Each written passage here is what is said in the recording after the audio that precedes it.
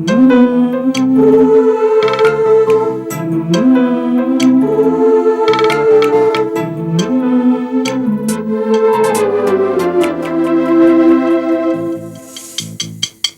విధి విచిత్రాల నిధి, ఓ విధి విచిత్రాల నిధి, వింత కథల సారథి, ఆశ నిరాశల వారధి, నిరంకుశ నిర్ణయాల నిర్దయవానిధి, ఓ విధి విచిత్రాల నిధి, ఓ విధి విచిత్రాల నిధి.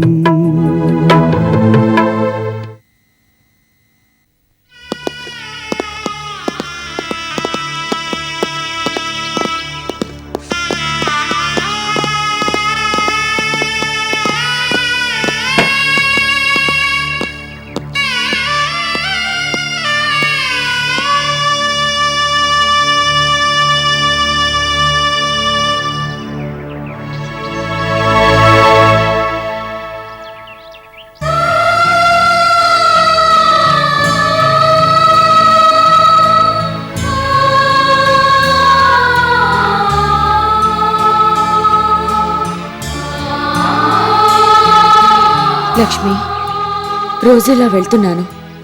శిక్ష అనుభవించి నీ సరోజలా తిరిగొస్తాను.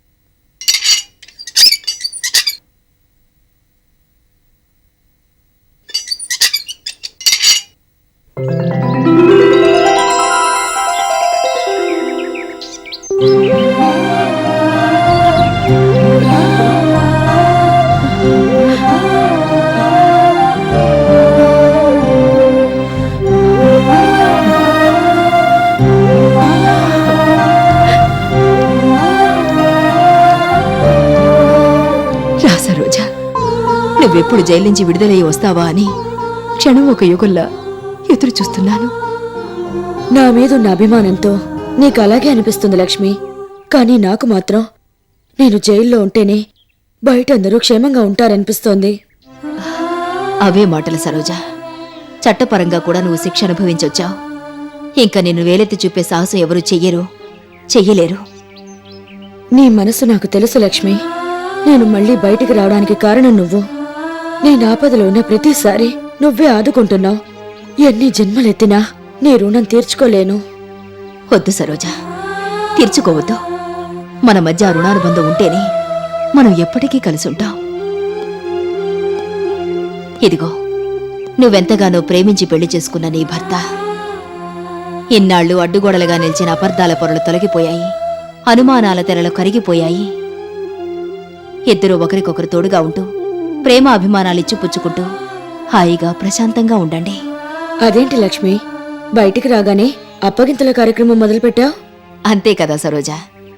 స్నేహితురాలి కాపురాన్ని చక్కదిద్దాల్సిన బాధ్యత నాదే కదా. అలాగని తప్పించుకోవాలని చూస్తున్నావా? అదే లేదు సరోజ. చలసాని గారు నీకు భర్త అయితే నాకు బెస్ట్ ఫ్రెండ్. అంటే నేను నీ ఫ్రెండ్ని కానా? కాదు సరోజ. లక్ష్మి, అవును సరోజ, నువ్వు నా ఫ్రెండ్వి కానే కాదు, నా ప్రాణానివి. లక్ష్మి, సరోజ, మహారాణిలా ఎంతో గొప్పగా బతికిన నువ్వు ఈ గొడవల్లో పడి ఎన్ని బాధలు పడ్డావో నేను అర్థం చేసుకోగలను. ఎన్నాళ్ళు ఎలా ఉన్నావు, ఎక్కడున్నావో ఏం తిన్నావో కూడా తెలీదు. ముందు ఇంటికెళ్ళి కాస్త కుదుట పడుతూ గాని పద. మరి నువ్వు? నిన్ను వదిలేసి నేనెక్కడికెళ్తాను సరోజ? నేను తర్వాత వస్తాను కాని ముందు మీరు వెళ్ళండి. అదేం కుదరదు లక్ష్మి. మనం శత్రువులుగా ఉన్నప్పుడు ప్రతిరోజు కలిసేవాళ్ళం. ఇప్పుడు స్నేహితురాలని తెలిసిన తర్వాత కూడా నేనెలా వదులుతాను? ఇంకా మా ఇల్లు మీ ఇల్లని ఏం లేదు, ఉన్నది మనిల్లే. నువ్వు మాతో పాటు ఉండాల్సిందే. అదిగో మళ్ళీ మొదటికే వచ్చావు. ఇంకా నీ పంతం పట్టుదల వదల్లేదన్నమాట. ఎస్, సరోజుగా చెప్తే నా మాట వినవు కదా, అందుకని రోజు స్టైల్లో చెప్తున్నాను. నువ్వు మాతో పాటే వస్తున్నావు, మాతో పాటే ఉంటున్నావు. That's all. మా అమ్మగారు వంతలా చెప్తున్నారు. ముందు ఇంటికి వెళ్దాం పదండి అమ్మా. మేడం, నా పేరు చలసాని. నేను మీ మనిషినే. మాటల్లో పడి నన్ను మర్చిపోయినట్టున్నారు. కాస్త నన్ను కూడా పట్టించుకోండి. ఇంక మేమెందుకు చలసాని గారు, మిమ్మల్ని పట్టించుకోవడానికి మీ భార్య ఉందిగా. లక్ష్మి, ఆ మాటే వద్దంటున్నాను. ఇన్నాళ్ళు ఎదురుగా ఉండి శత్రువులంటే వీళ్లేరా అనేలా పోట్లాడుకున్నాం. ఇప్పుడు మళ్ళీ కలిసాం కాబట్టి ఆగిపోయిన మన స్నేహం మళ్ళీ చిగురించాలి. మనంత మంచి స్నేహితులు లేరని అందరూ గొప్పగా చెప్పుకోవాలి. మన స్నేహాన్ని చూసి అందరూ అసూయపడాలి. అందుకైనా నువ్వు మాతో పాటు రావాల్సిందే. లక్ష్మి, నీ ఫ్రెండ్ మళ్ళీ రోజీ అవతారం ఎత్తకుండా మనం ఇంటికెళ్దాం పదా.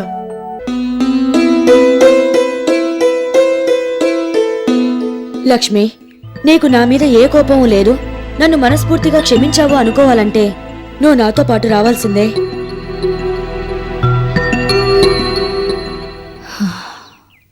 పద.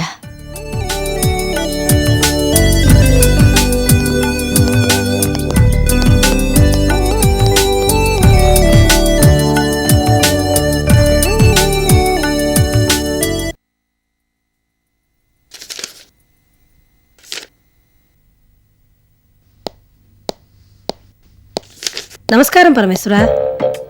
నువ్వా అండాళ్ళు? కూర్చో.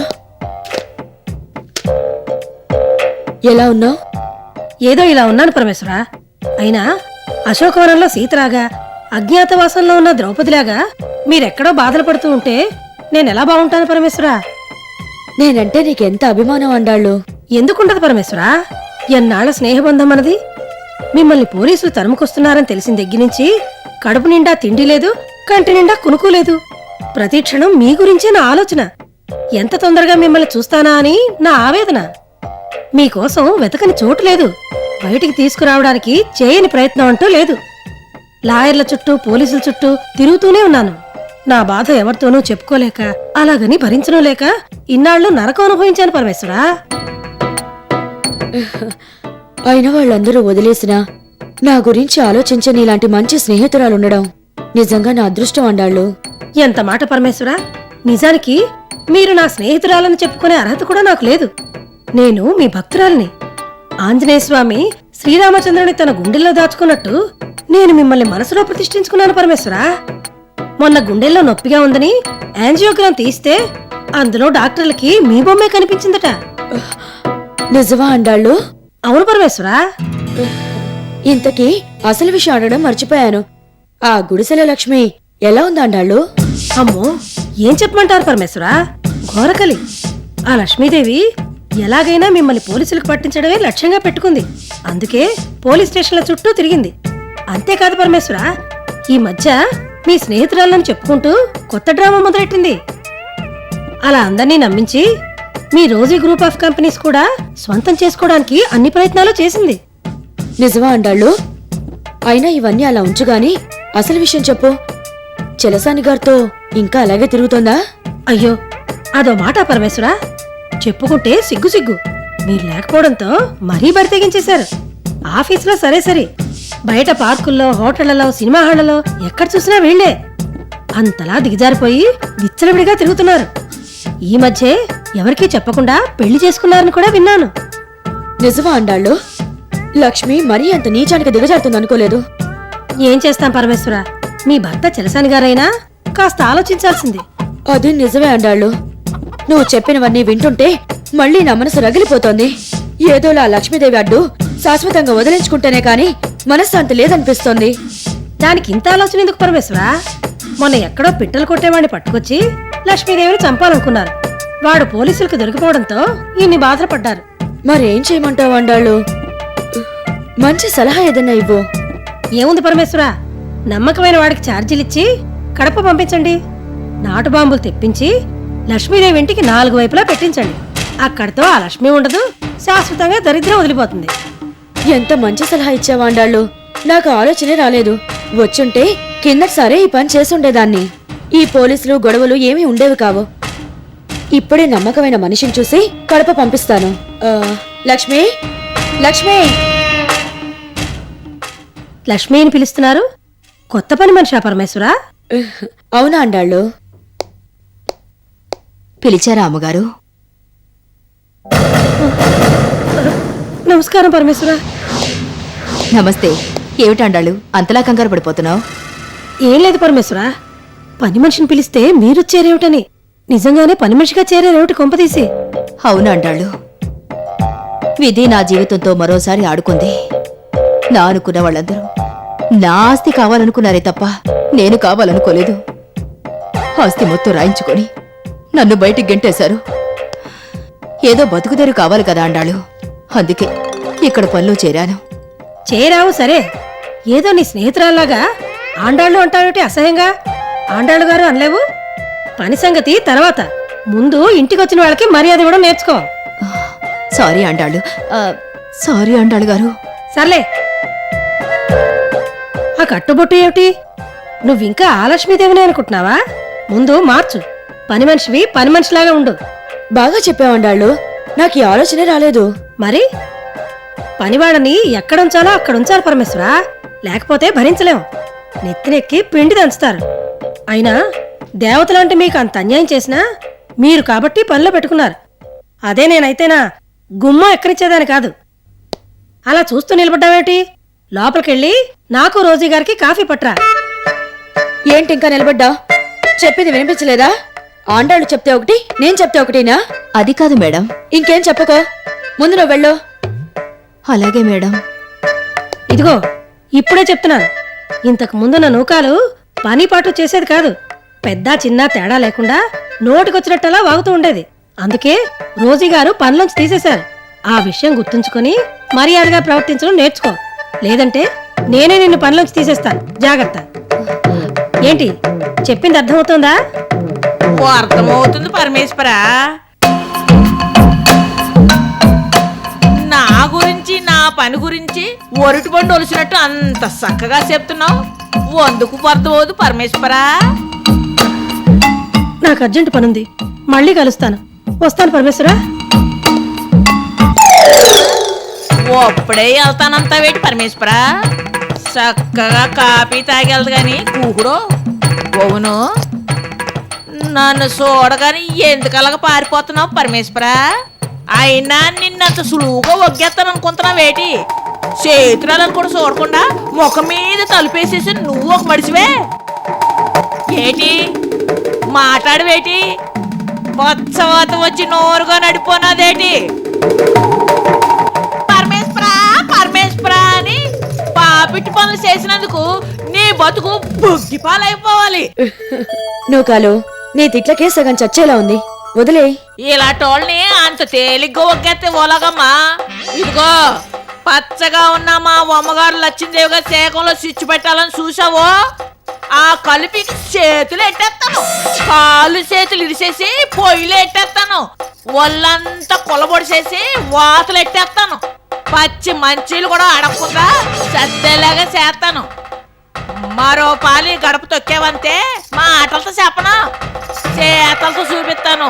బేగలే, నా గాని తిక్కరేగిందంటే ఏడా పచ్చడి కింద కొట్టేస్తాను. ఏటనుకుంటున్నావు? అంత పని చేయక పరమేశ్వరా, వెళ్తున్నాను.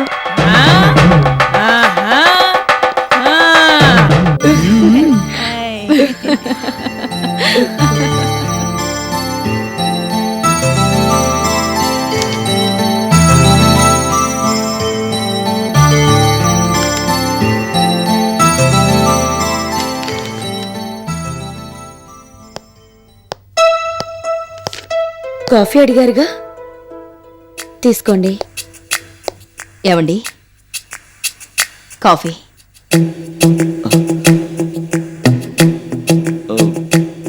ఏంటి ఏంటి అలా చూస్తున్నారు? మీకు ఇష్టమని ఫిల్టర్ వేసి స్ట్రాంగ్ గా కలిపి తీసుకొచ్చాను. మీ ఆరోగ్యానికి మంచిది కాదని షుగర్ తక్కువ వేసి తీసుకొచ్చాను. వేడి తగ్గితే టేస్ట్ పోతుంది. తొందరగా తాగండి. కాఫీ చల్లారితే బాగోదు. తాగండి. ఏంటి ఆలోచిస్తున్నారు? ముందు తాగండి, లేకపోతే నా సంగతి తెలుసుగా. మీకోసమే కలిపాను. తాగండి ప్లీజ్. ఫినిష్ అయిపోయాను. రోజీ గ్రూప్కి దేవి గ్రూప్కి మధ్య నేను నలిగిపోయేలా ఉన్నాను. ఎంతైనా అర్థంగి కదా, ఇది తాగితే బెటర్ అనుకుంటాను.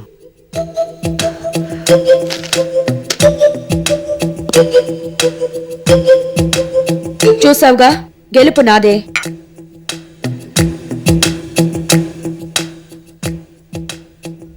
చూసావుగా, గెలుపు నాదే. No chance. తేడా వస్తే అంత చూస్తాను.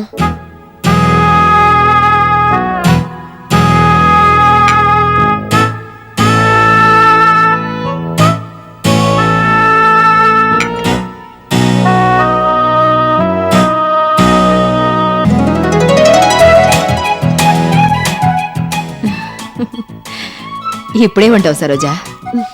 ఏమంటాను లక్ష్మి? నీ గెలిపే నాదంటాను, నా గెలిపే నీదంటాను. కాదు, ఇది మన గెలుపు అంటాను. మన గెలుపా? అవును, నిజంగా మన గెలుపే. విధి మన జీవితాలతో ఆడుకుంది. ఆశ నిరాశల వారధి మీద నడిపిస్తూ మనసుల్ని విరిచేసి మనుషుల్ని విడదీసింది. ఎన్ని చేదనుభవాలు ఎదురైనా జీవితంలో కష్టసుఖాల్ని ఎత్తుపల్లాల్ని దాటుకుంటూ స్నేహం అనే సముద్రంలో కలిసిపోయాం, కరిగిపోయాం. ఆ రకంగా గెలుపు మనదే. ఇక నుంచి మన స్నేహం ముచ్చటగా 3 నదుల కలయిక, త్రివేణి సంగమంలా పవిత్రంగా 10 మందికి ఆదర్శంగా నిలిచిపోవాలి. స్నేహాన్ని మించిన సంపద లేదని నిరూపించాలి.